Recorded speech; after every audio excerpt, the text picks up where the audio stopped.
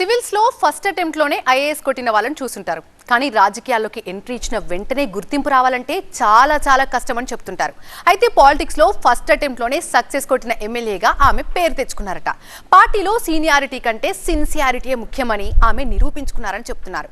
టీడీపీలోకి ఎంట్రీ ఇచ్చాక ఎమ్మెల్యే కావడమే కాకుండా ఉన్నత చదువుల్లోకి చకచకా వెళ్లిపోయారట ఆ లేడీ లీడర్. పార్టీ పెద్దలు ఇప్పుడు ఆ మహిళా నేతను ఎగ్జాంపుల్ గా తీసుకోవాలని మిగతా నేతలకు సైతం సూచిస్తున్నారట. మహానాడు వేదికగా దక్కిన గుర్తింపు ఆమెపై మరింత బాధ్యతని పెంచిందట. నియోజకవర్గంలో టీడీపీ క్యాడర్ కూడా తనలాగే నిబద్ధతతో పార్టీ కోసం పనిచేయాలని ఆమె కోరుతున్నారట. ఇంతకీ ఎవరా ఎమ్మెల్యే? ఆమెకు దక్కిన అరుదైన గుర్తింపు ఏంటి? ఫస్ట్ అటెంప్ట్ లోనే సక్సెస్, ఎమ్మెల్యేగా గెలిచి పోలిట్ బ్యూరో దాకా ఎదిగి అన్ని విభాగాల్లో టాప్, మహానాడు పరీక్షలో ఫస్ట్ ర్యాంకర్. నెల్లూరు జిల్లా రాజకీయాల్లో పెద్దారెడ్లదే రాజకీయ పెత్తనం అని చెప్తుంటారు. అయితే ఇప్పుడు ఆ పరిస్థితి మారుతోందట. మహిళలు రాజకీయాల్లో ఎంట్రీ ఇచ్చి సక్సెస్ఫుల్ నేతలుగా గుర్తింపు తెచ్చుకుంటున్నారు.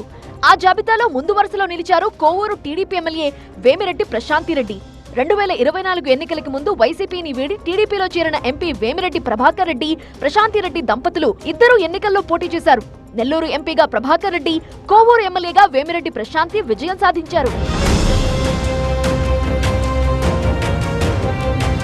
తొలి ప్రయత్నంలోనే భారీ మెజారిటీతో గెలిచిన ప్రశాంతిరెడ్డి తక్కువ కాలంలోనే టీడీపీలో తనకంటూ ప్రత్యేక గుర్తింపు తెచ్చుకున్న ఎమ్మెల్యేగా నిలిచారు. టీడీపీ ఎమ్మెల్యేగా గెలవటమే కాదు, ఆ పార్టీలో అత్యున్నత నిర్ణాయక విభాగమైన పోలిట్ బ్యూరోలో సభ్యురాలిగా ప్రశాంతి నియమితులయ్యారు. పార్టీలో కావాల్సింది సీనియారిటీ కాదు, సిన్సియారిటీ. అందుకే వేమిరెడ్డి ప్రశాంతిరెడ్డి తక్కువ కాలంలోనే ఎక్కువ ఎత్తు ఎదిగారంటున్నాయి టీడీపీ శ్రేణులు. ఇక ఈ మధ్య జరిగిన మహానాడు వేదికగా ప్రశాంతికి మరో గుర్తింపు దక్కిందట. ముందుగా మహానాడును 3 రోజుల పాటు నెల్లూరు జిల్లాలో నిర్వహించాలని అనుకున్నారు. అది కూడా వేమిరెడ్డి ప్రశాంతిరెడ్డి ప్రాతినిధ్యం వహిస్తున్న కోవూరు నియోజకవర్గంలో నిర్వహించడానికి ఏర్పాట్లన్నీ దాదాపు పూర్తయ్యాయి. 90% పైగా పనులు జరిగాయి. ప్రశాంతి దగ్గరుండి ఈ పనులన్నింటినీ పర్యవేక్షించారు. వాటిని తన భుజాన వేసుకుని దాదాపుగా పూర్తి చేశారు. అయితే ప్రపంచాన్ని వణికిస్తున్న ఇంధన సంక్షోభం కారణంగా పొదుపు చర్యలను పాటిస్తూ హైబ్రిడ్ మోడల్లో మహానాడును నిర్వహించారు. ఇక కోవూరు నియోజకవర్గంలో జరగాల్సిన మహానాడు రద్దు కావడంతో హైబ్రిడ్ పద్ధతిలో జరిగిన కార్యక్రమాన్ని తన నియోజకవర్గంలో దిగ్విజయంగా పూర్తి చేశారు ప్రశాంతిరెడ్డి. కోవూరులోని 11 క్లస్టర్లలో మహానాడు నిర్వహణకు ఏర్పాట్లు చేశారు. కార్యకర్తలకు చక్కటి సదుపాయాలు కల్పించారు. అలానే మహానాడు కార్యక్రమానికి పార్టీ సభ్యులు పెద్ద ఎత్తున హాజరయ్యేలా చూశారు. ఇలా మహానాడు నిర్వహణకి సంబంధించి అనేక విభాగాల్లో ఎమ్మెల్యే ప్రశాంతిరెడ్డి టాప్ ర్యాంక్ దక్కించుకున్నారు. మహానాడు ఏర్పాట్లపై ప్రశాంతిని సీఎం చంద్రబాబు స్వయంగా ప్రశంసించారు. దీంతో పార్టీ లీడర్లు, క్యాడర్ కు ఆమె రోల్ మోడల్ గా నిలిచారని చెబుతారు. పార్టీ పెద్దల ప్రశంసలు తనపై మరింత బాధ్యతను పెంచాయని కార్యకర్తలకు ప్రశాంతిరెడ్డి చెబుతున్నారు. భవిష్యత్తులో పార్టీ కార్యక్రమాలు, అలానే ఎమ్మెల్యేగా ప్రజలకు సేవ చేసే విషయంలో మరింత బాధ్యత పెరిగింది అంటున్నారు ప్రశాంతి. పార్టీ పరంగా కార్యకర్తల సంక్షేమంతో పాటు ఎమ్మెల్యేగా అభివృద్ధి కార్యక్రమాలను ముందుకు తీసుకువెడతానన్నారు.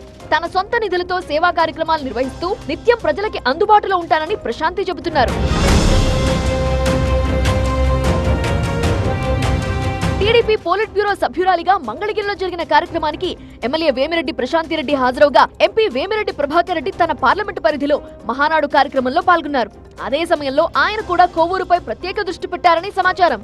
కోవూరు నియోజకవర్గంలో మహానాడు జరగకపోయినా వర్చువల్ గా జరిగిన మహానాడును కోవూరులో ఓ రేంజ్ లో నిర్వహించినందుకు వేమిరెడ్డి దంపతులపై పార్టీ పెద్దల నుంచి ప్రశంసల జల్లు కురుస్తోంది. ఇది టీడీపీలో వారి ప్రతిష్టని మరింత పెంచిందట.